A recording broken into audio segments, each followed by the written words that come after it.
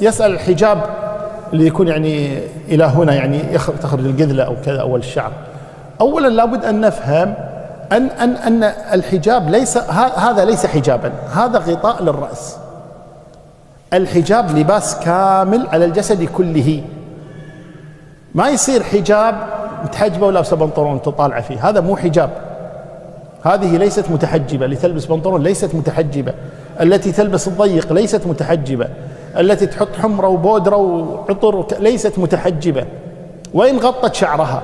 فليس الحجاب تغطية الشعر، ليس الحجاب تغطية الشعر، الحجاب لباس كامل يدنين عليهن من جلابيبهن، هذا هو الحجاب. أما تغطية الشعر خرقة توضع على الشعر هذه ليس الحجاب، ولكن تساهل الناس تسمية هذه القطعة هي الحجاب لباس كامل، وبالتالي إخراج جزء من الشعر أو إخراج الرقبة أو إخراج الحنج أو اللي هو الآن هذا يحطون بس القبعة على الشعر مثلا، كل الوجه والرقبة طالع وكذا، أو نص الساعد طالع أو الساق أو الضيق أو البنطلون، هذا كله ليس بحجاب.